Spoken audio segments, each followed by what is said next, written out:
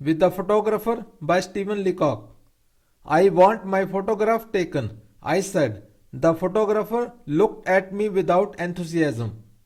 He was a thin man in a grey suit with the dim eyes of a natural scientist, but there is no need to describe him. Everybody knows what a photographer is like. Sit there, he said, and wait. I waited an hour. I read the Ladies' Companion for 1912, the Girls' Magazine for 1902, and the Infants' Journal for 1888.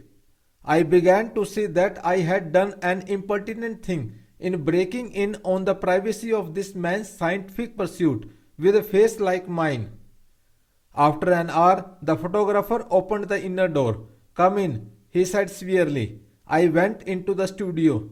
Sit down, said the photographer. I sat down in a beam of sunlight filtered through a sheet of factory cotton hung against a frosted window. The photographer rolled a machine into the middle of the room and crawled into it from behind. He was in only a second, just time enough for one look at me, and then he was out again, tearing at the cotton sheet and the window panes with a hooked stick, apparently frantic for light and air. Then he crawled back into the machine again and drew a little black cloth over himself. This time he was very quiet in there. I knew that he was praying and I kept still. When the photographer came out at last, he looked very grave and shook his head. The face is quite wrong, he said. I know, I answered quietly. I have always known. He sighed. I think, he said, the face would be better 3/4 full. I am sure it would, I said enthusiastically, for I was glad to find that the man had such a human side to him. So would yours.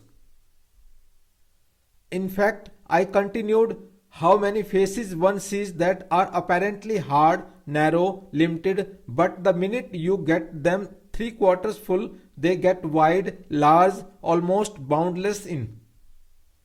But the photographer had ceased to listen. He came over and took my head in his hands and twisted it sideways. I thought he meant to kiss me, and I closed my eyes, but I was wrong. He twisted my face as far as it would go and then stood looking at it. He sighed again. I don't like the head, he said. Then he went back to the machine and took another look. Open the mouth a little, he said. I started to do so. Close it, he added quickly. Then he looked again. The ears are bad, he said. Drop them a little more. Thank you. Now the eyes. Roll them in under the eyelids. Put the hands on the knees, please, and turn the face just a little upwards. Yes, that's better. Now just expand the lungs. So. And bend the neck. That is it. Just contract the face. It's just a little too full. But.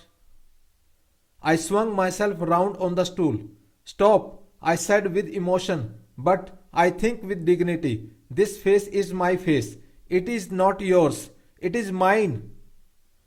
I've lived with it for 40 years and I know its faults. I know it's not beautiful. I know it wasn't made for me.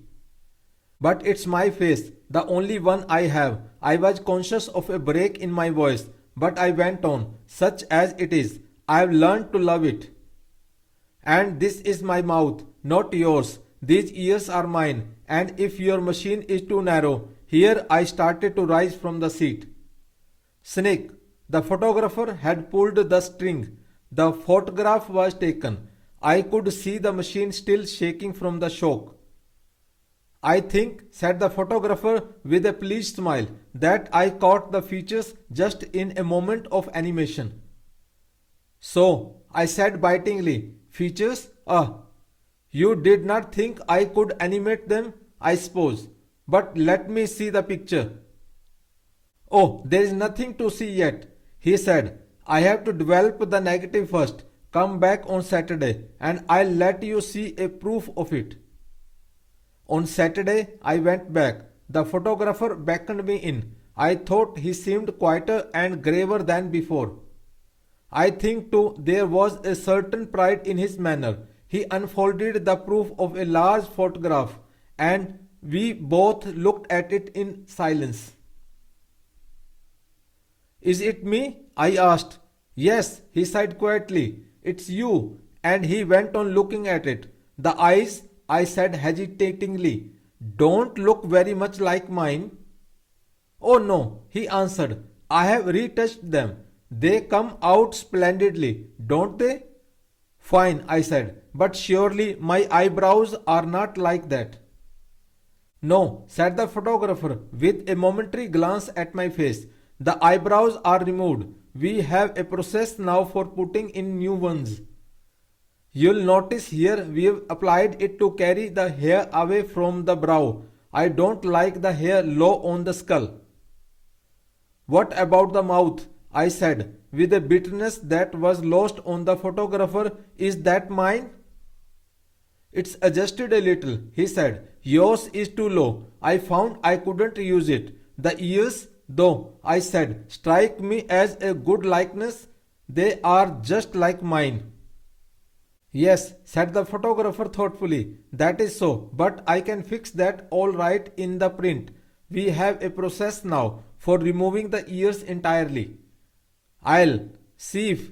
Listen, I interrupted, drawing myself up and animating my features to their full extent and speaking with a bitterness that should have blasted the man on the spot. I came here for a photograph, a picture, something which, bad though it seems, would have looked like me. I wanted something that would depict my face as heaven gave it to me, humble though the gift may have been. I wanted something that my friends might keep after my death, to reconcile them to my loss. It seems that I was mistaken. What I wanted is not done. Go on, then, with your brutal work. Take your negative, or whatever it is you call it. Dip it in anything you like. Remove the eyes, correct the mouth, adjust the face, restore the lips, reanimate the necktie, and reconstruct the waistcoat. Coat it with an inch of gloss, shade it, gild it, till even you acknowledge that it is finished. Then when you have done all that, keep it for yourself and your friends.